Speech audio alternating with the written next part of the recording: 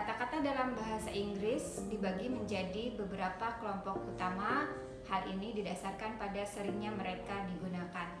Kelompok-kelompok kata itu atau disebut dengan word classes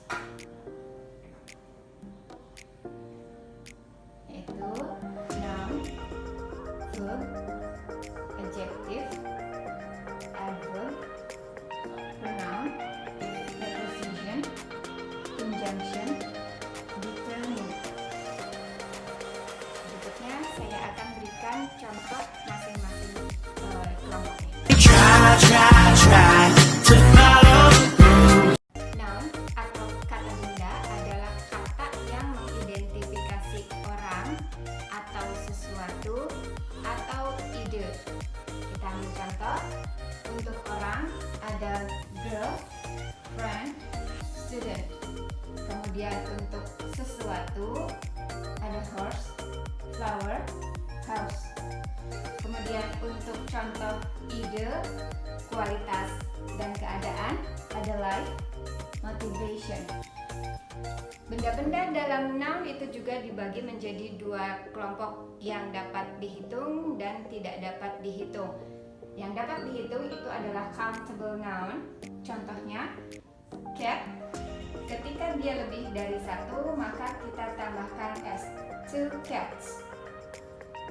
Sedangkan ada juga kata benda yang bisa dihitung itu ketika dia tunggal dan jamak akan berbeda cara penulisannya.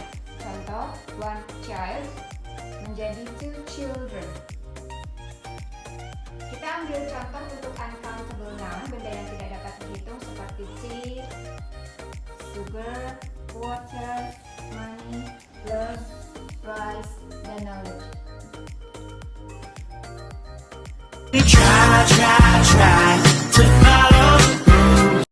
Kelompok kata berikutnya adalah verb atau kata kerja. Verb adalah suatu kata yang menggambarkan apa yang seseorang atau sesuatu lakukan atau peristiwa apa yang terjadi. Verb memiliki 3 bentuk, yaitu regular, irregular, dan auxiliary verb.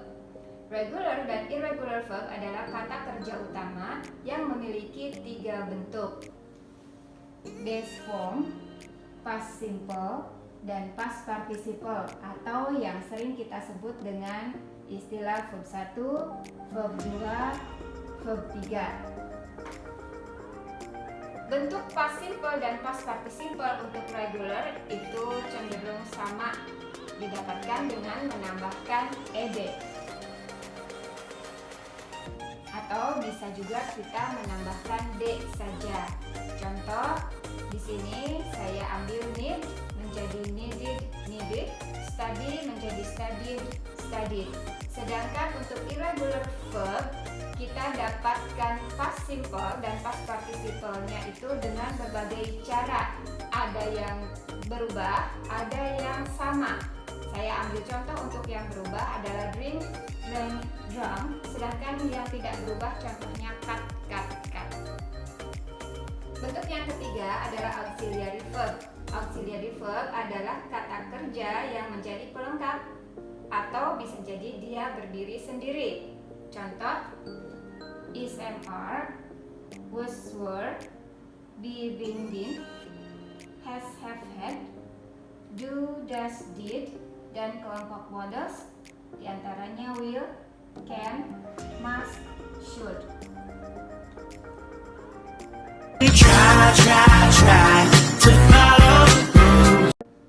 Kelompok kata yang ketiga adalah adjectives atau kata sifat. Kata sifat adalah kata yang memberikan informasi tambahan untuk noun. Saya berikan 3 contoh kata sifat. Di sini ada attribute dan predicative adjectives, kemudian positive, comparative, superlative, dan yang ketiganya ada gradable and non-gradable adjectives. Untuk yang pertama, attribute adjectives adalah kata sifat yang disimpan sebelum kata benda. Contoh, kata sifat black disimpan sebelum kata benda cat, a black cat. Kemudian ada kata sifat smart yang disimpan sebelum kata benda student, a smart student. Sedangkan predicative adjectives adalah kata sifat yang disimpan setelah kata kerja.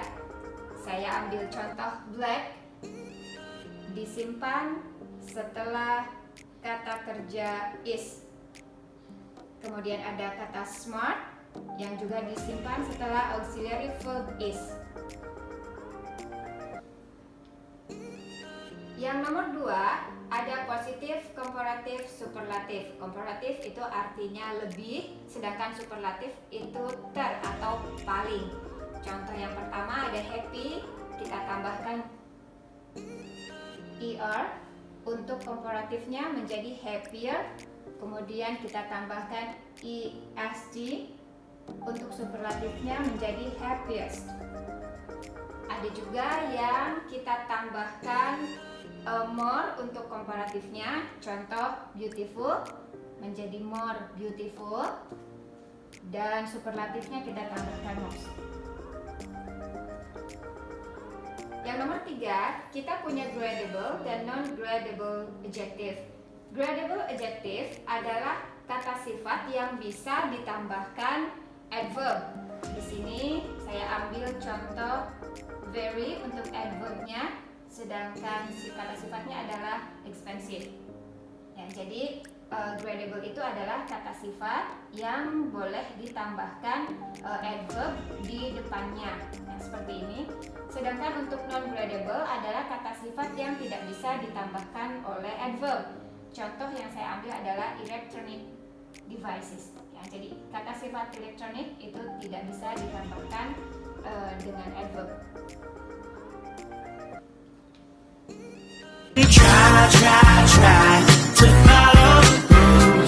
Kelompok kata yang keempat adalah adverb atau kata keterangan. Adverb digunakan untuk menambahkan informasi kepada verb atau adjective atau adverb yang lain. Ada 5 macam adverb, yaitu time, contohnya yesterday, tomorrow, last week. Kemudian ada place, contohnya at home, at school, in Indonesia. Yang ketiga manner, beautifully, carefully, well. Ini kita tambahkan li setelah adjective beautiful, maka didapatkan adverb manner. Ada juga yang dia memang sudah kata dasarnya seperti ini, well. Kemudian frekuensi, ada always, sometimes, often, usually, never. Dan yang kelima ada linked, itu penghubung, contohnya firstly, secondly. Oke, demikian penjelasan untuk keempat kelompok utama, yaitu noun, verb, adjective, dan adverb. Silahkan disimak video berikutnya untuk penjelasan kelompok kelima sampai ke-8.